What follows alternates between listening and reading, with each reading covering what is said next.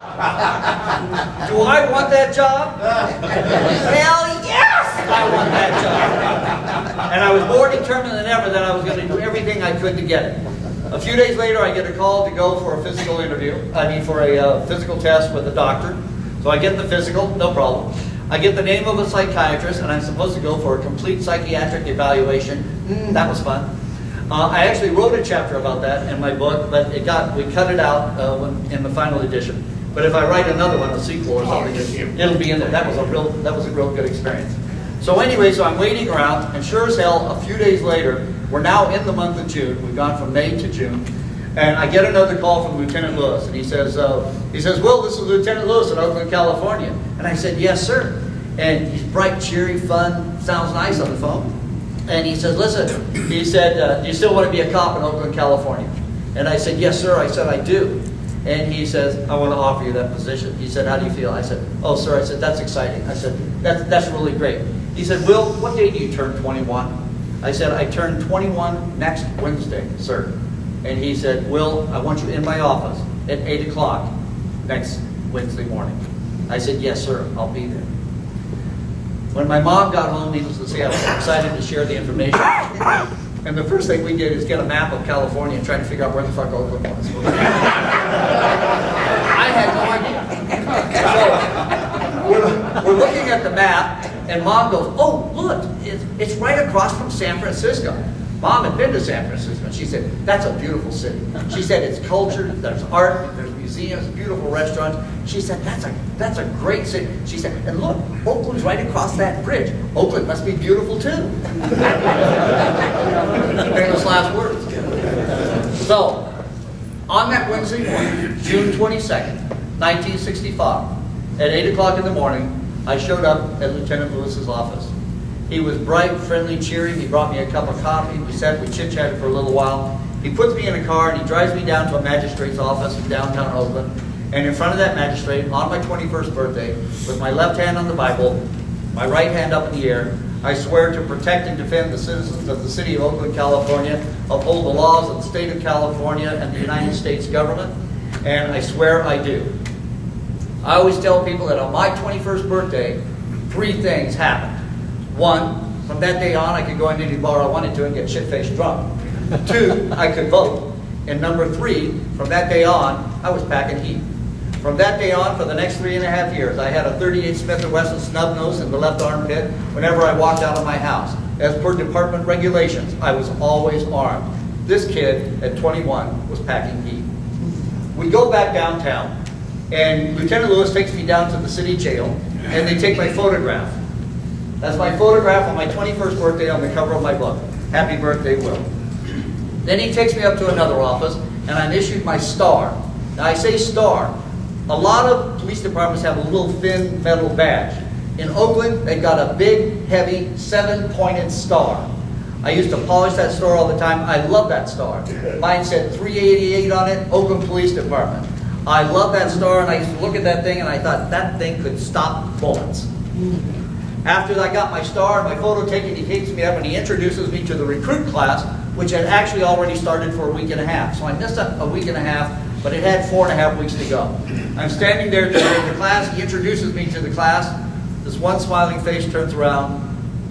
It's Ron Daniels. Out of the over 200 guys in Phoenix, they hired 2 of us, Ron and myself. The rest of the guys that were in that class, or about 20 of us, they came from Los Angeles, San Diego, Houston, Dallas, Miami, Washington, D.C., New York City, Philadelphia. It was a very elite group of guys who had all gone through that same testing from that group of 3 men who had traveled around the country to get the recruits for that class. I was proud to be a member of that class. So what commenced then for the next 4.5 weeks was mostly an academic setting. It started at 6 o'clock every morning with an inspection on the roof, and then we would be in that classroom usually until 5 or sometimes after 6 o'clock every single night. We were learning the penal code sections for the various crimes. We were learning how to write the crime reports. They had guys from Vice who came in and told us about drugs and crimes against children and other things like that. And we're taking notes furiously that we had to put into a notebook, which they collected periodically to make sure we were staying up on it. And that went on for 5 days a week, except for Fridays. Now on Fridays, they let us out at noon. But we got a little card that said you were supposed to report that night for an 8-hour shift on the Oakland Police Department doing something. Okay, there were 4 possibilities. Behind door number 1, you might get actually assigned to be on patrol with another cop, a seasoned patrol cop in Oakland, California. So you drive around for 8 hours doing policey copy things. And a lot of crap is going on in Oakland, California on a Friday night, let me tell you. And for a first-time experience, especially for a young kid from Phoenix, Arizona, it was kind of scary. So that was one of the things. Number 2, you might get to go to the city jail. City jail was an interesting experience. First of all, you had to check your gun, and you checked your gun and your handcuffs and your billy club and stuff. And so when you went into that city jail, all you had were your fists.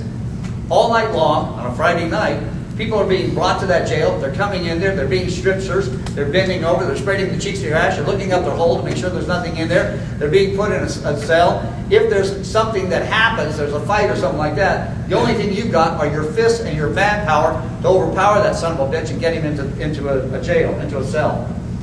Oakland jail. Another scary experience. Behind door number 3, you might get to go to the radio room. And I went to the radio room one night. I loved that experience. Those guys up there were not uniformed policemen, but they were uniformed, they were professionals. And you could tell right away they were concerned about us, and they loved the idea of being able to put a face to the voice that they would hear. You got to learn how radio worked, you know, the codes, the signals, that very chopped, abbreviated way the cops speak into the microphones and stuff like that. And you also got to see that big board with all the flashing lights on it, and you knew that in Oakland, California, on a Friday night, a lot of crap was going down, and that phone was being manned by 5 or 6 guys sitting at that table, and stuff was going on all the time. They don't call it the radio room, they call it the alarm center. It was alarming. So behind door number 1 was scary, behind door number 2 was scary, and behind door number 3 was alarming. But here's door number 4, are you ready? And my card, on my first Friday night, 3 days after my 21st birthday, said, report to Vice. Just the sound, Vice. Sounds a little bit scary to me. It said to show up in plain clothes. You're going to be doing undercover work, so don't look like a cop. So I showed up that night. I'm wearing a tight pair of 501 jeans, a tight white t-shirt. I've got my little windbreaker on to conceal my 38 snub nose in my armpit. Wearing a pair of white tennis shoes. And I felt like I was very Marlon Brando on the waterfront. That was the image I had of me. So I go down there, and you go down these little secret hallways and through these little doors, bzz, bzz, bzz, where they let you into these rooms and stuff like that. So I'm in there. There's 2 other guys in that room who happen to be from my class that were also assigned that Friday night. The first guy is a guy named John Lloyd, who I will never forget. John was a big, thick, handsome, muscular, hairy guy from New York City.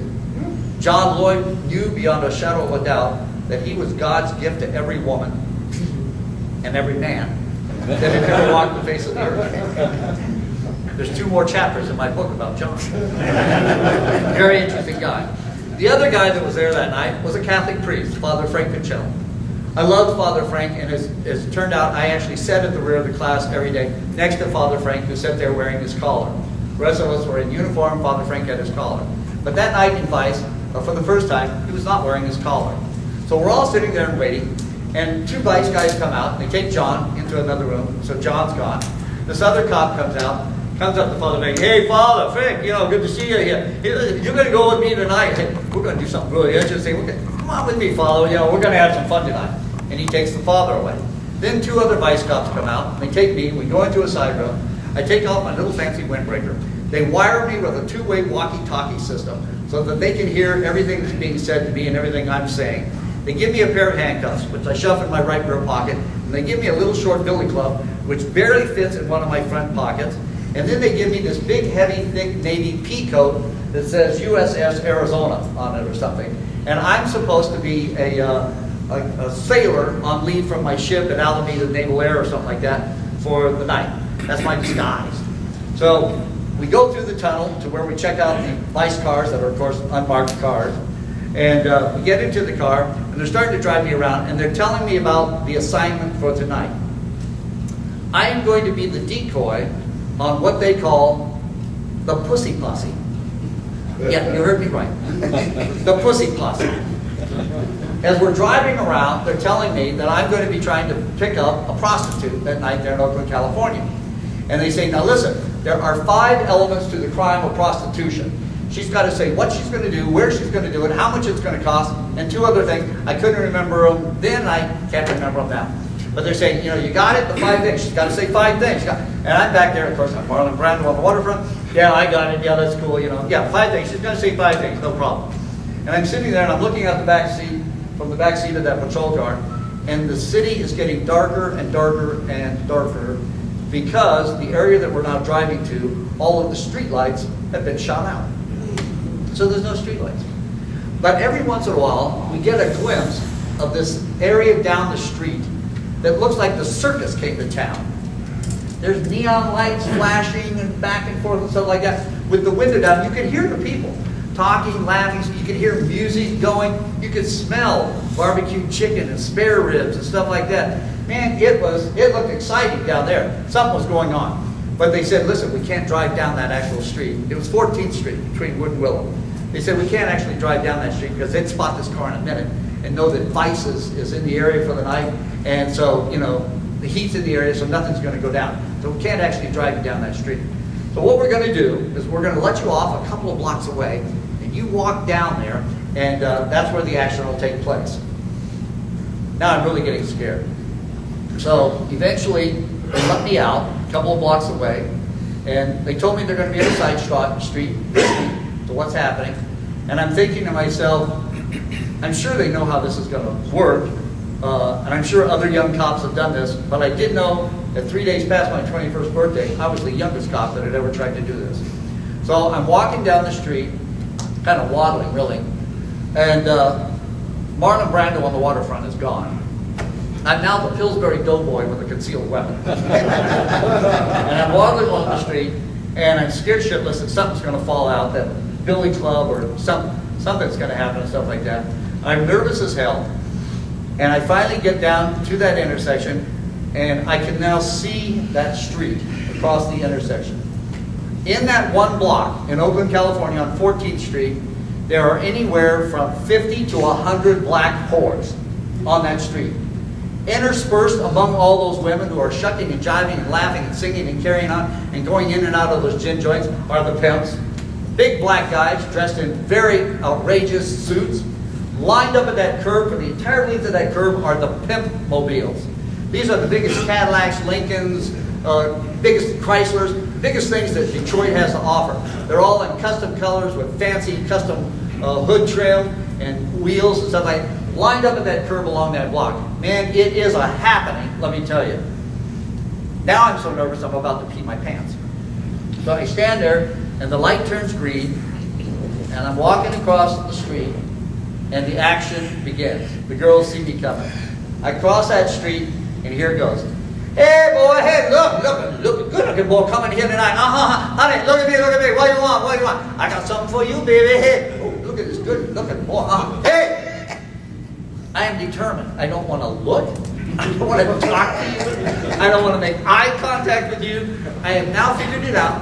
I'm going to walk down the street, and then I'm going to turn around, and I'm going to walk back to my Vice buddies and get in the car and go home. That's what I'm hoping is going to happen. But that doesn't happen. I haven't walked very far down that street, and all of a sudden this girl squares off right in front of me and stops my forward momentum. Now I want to tell you, this is actually the first black person I have ever seen or met in my life. Coming from North Phoenix, Arizona in the 60s, I had never seen or met a black person that I could remember. I knew what they were, I just personally had never seen one. So here I am, I'm looking at this girl, and I will tell you absolutely, I thought she was beautiful. She had short black hair, flipped up on the ends. She had beautiful almond-shaped eyes with thick black lashes, beautifully arched black eyebrows, a slightly large, pouty mouth, and the most beautiful, even-toned skin I've ever seen on a human being. I thought she was absolutely gorgeous. At the time, what I thought the word that flashed through my mind was exotic looking. But she still scared the hell out of me. So I'm standing there and I'm looking at her. Now, one of the other things my Vice buddies forgot to tell me is that these girls are not just going to come out in the King James English and say, good evening, young man, my name's Amanda. For $25, I'd like to give you a blowjob. I've got a little room up here above this too. No, that's not what happens. You ready? Here's what comes out of her mouth. Hey, baby, how about you and me go lick and slick around the world, pop the blue rainbow glide? What I want is to make you the big man. I just stood there and stared at her. I could not understand a word of what she said. I don't know what to say. So she carries on in this jive hip talk for a while and stuff like that, and finally she must come to the conclusion that I am so stupid and so scared, there's no way this USS Arizona kid could possibly be an undercover cop. So I'm just standing there looking at her. Finally she calms down a little bit and she puts her hand on my chest, which made me a little bit nervous, and she said, honey, she said, you gotta relax. She said, ain't no one here gonna bite you. And I'm looking at her teeth. I'm thinking something else my vice buddies told me. They said, listen, if you're talking to the girl and she said all 5 things, but she makes you as a cop, she may take off and try and run. So grab her and hold her until we get there to help you. I'm standing there looking at this girl and I'm thinking, I'm a little white boy from Phoenix, Arizona, and I'm going to grab a screaming, kicking, yelling black whore on this street full of all these black people and hold her till you get there to help me. I don't think so. If she gets away, she ran. I was talking to her, but then this other girl said something, and I looked at her, and when I turned around, I guess I blew it. She's gone. She got away. She didn't make it. I'm also thinking to myself when she touched me and said, ain't no one gonna bite you. And I'm looking at those teeth and I'm thinking, you might bite me. Especially if I tried to grab you and hold onto you and you realized I was a cop. You might bite me. So I'm standing there looking at her. I'm nervous as hell. She calms down a little bit more. And I'm thinking to myself, did she say 5 things? I can't remember. Did she leave one out? I don't know what. And I'm standing there looking at her, and I said, I got up fabulous. How much is it supposed to cost again? And she looks at me and she says, honey, she said, you know, what you got? You know, you got $25, you know, I give you a blowjob. You go with me, you know, $35, fuck. You know, it's what you got, baby. She said, you know, I just want you to have a good time, be comfortable with me, you know. We have a good time together. So I'm standing there and I'm staring at her, and I'm wondering if she said the 5 things. And in my nervousness, my mind is screaming, where are the vice guys? Where's my rescue? Where are the guys that are going to help me grab this broad and throw her in the police car? And in my nervousness, I turn and I look over my left-hand shoulder down the block behind me. And when I turn around and look at her, her expression has changed.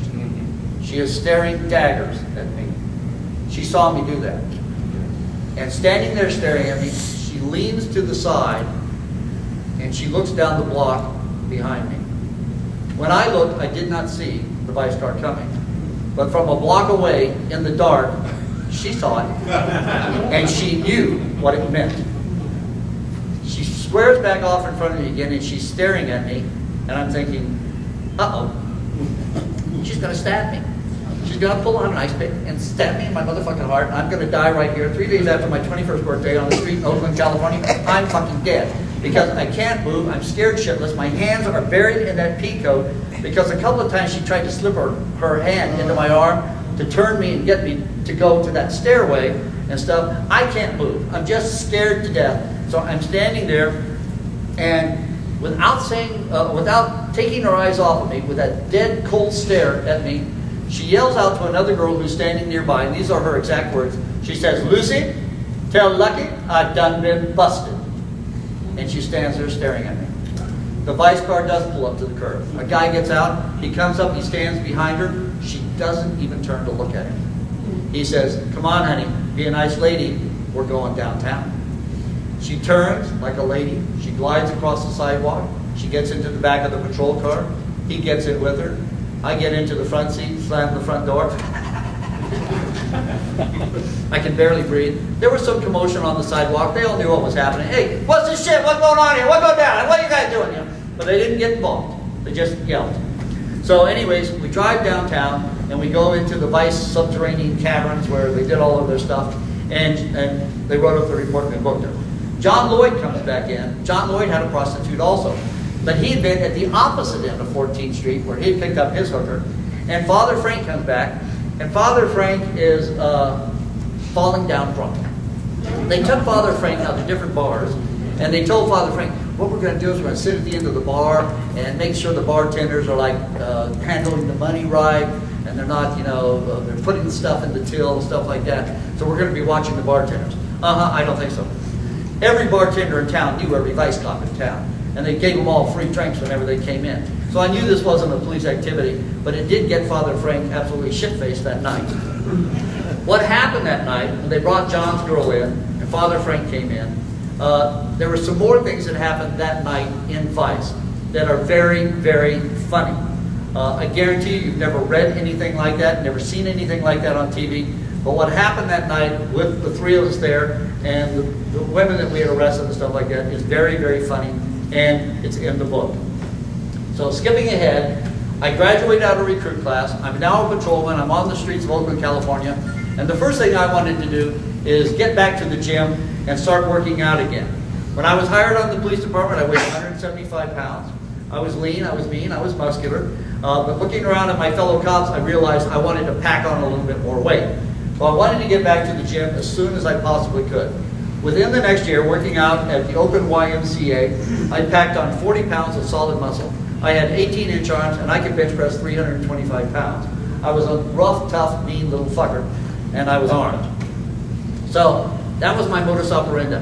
The first day I went to the Oakland YMCA, which was up on Telegraph Avenue, big 7-story building, but the gym and the swimming pool and the showers and stuff were downstairs a couple of floors underground.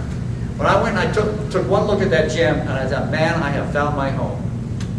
It was a no-nonsense iron gym. Barbells, dumbbells, and the guys that were working out there were wearing ripped cut shorts and ripped t-shirts with no sleeves, and there was an ample opportunity to look at hairy chests and big thighs and legs and stuff like that. I knew I had found my home. There were none of those fancy little pulley things and little cables and all that shit. None of those guys were wearing those cute little pastel shorts that with the swish mark on them and the little tank tops that said "Just do it." No, these guys were for real, and I knew I was at home. I loved it. I went home that very first night, got my oldest pair of cut-off blue jeans, took a razor blade to them, started ripping holes in them here and there. I ripped it all the way up the left-hand side here so that it flapped open so that at times guys could get a shot at my jock strap. I took that t-shirt, ripped it all up, cut it down the side here, I remember, so that my left nipple stuck through it, cut off the sleeves, and I actually, this is the truth, I cut off the entire right rear pants pocket so that the right side of my hairy ass was visible at all times working out the gym. I loved it. I was home. So every day I would go down there during the day. It was never that crowded, but I would do my workout. I'd strip naked, go into the shower room, shower a little bit, walk down the hall, sit in the steam room. Maybe there'd be a couple of other naked guys in there that I could look at and talk to. Yeah, you're looking good. Oh yeah, what are you doing for your tits? Oh, how you get that separation? You tricep there. But yeah, fuck man, yeah, looks good. Good. Okay, that's how I got my kicks. And then I'd go back in the shower room, I'd shower a little bit, and there was a big wide opening into the swimming pool right there from the shower room. And of course you swam naked. It was a 3-lane lap pool, and the whole room in there was beautifully tiled. Floor seals, wallings, the columns that held up the ceiling stuff. And I would dive into the pool, swim to the far end of that pool, and I would stand down there naked, dripping wet, and I could watch guys going in and out of the shower. And it doesn't sound like much, but that's how I got my kicks.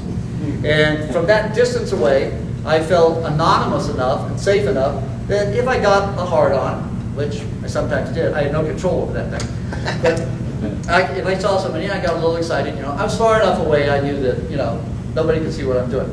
So one day I'm standing down there, and I'm looking in the shower room, and I see this really good-looking, muscular, hairy bastard come into the shower, and he disappears for a minute, and then he comes back into view, and damn if he doesn't walk into the pool.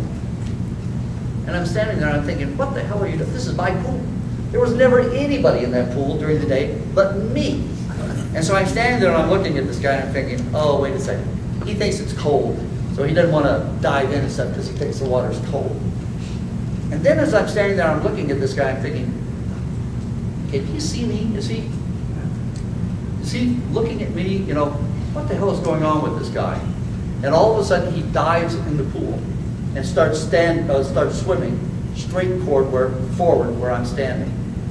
And I'm thinking to myself, oh God, if he gets to the end of the pool and looks up where I'm standing, he's going to be looking right up at my stiff dick. This ain't going to work. So I'm scooting to the side so that I'm away from this guy. And I stand there, and by this time too, I've lowered my hand and I'm pushing my stiffy down in front of me. And I'm standing there and I'm watching the shower room. He's at the edge of the pool, but I don't look at him. Uh-oh, he's getting out of the pool. What the fuck is this guy? I don't want to talk to you. He's getting out of the pool, and he comes and he's standing next to me. I do not look at him. And all of a sudden he says, Damron.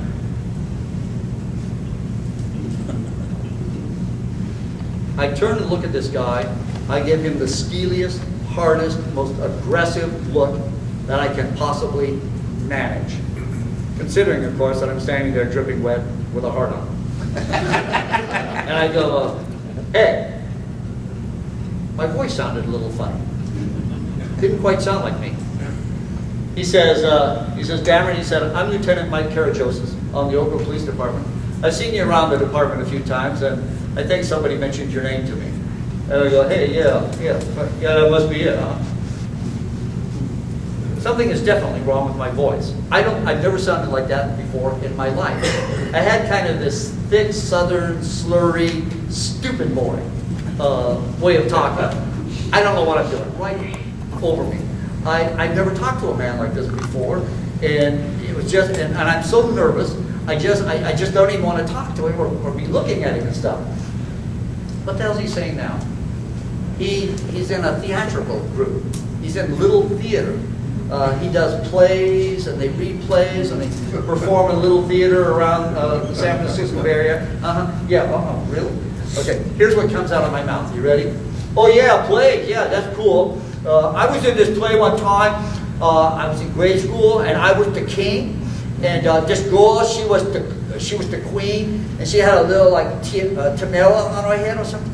And and then we had to kiss, and all the kids would, oh look, they kiss. It was embarrassing stuff. The plays, plays. That's cool. That's really cool. I'm nuts. I am just fucking nuts. I sound like a naked savage who's just crawled out of a cave in Appalachia after eating a live squirrel. I'm horrified at the sound of my own voice. What's he saying now? He writes poetry. He's in a poetry reading group. They do recitations. He's really into ancient literature and poetry and stuff like this. Yeah, really? Okay, here's what comes out of my mouth. You ready? Yeah, boy, that's cool. I read this poem one time. Was like this golden tree that had gold leaves, and the fucking leaves was like falling, so there was like gold leaves all over the ground and stuff like that. Yeah, poetry, yeah. Fuck that, that's cool. That's poetry, I've never read a poem about a gold tree in my life. I don't know where that came from, but I now know that I'm in trouble.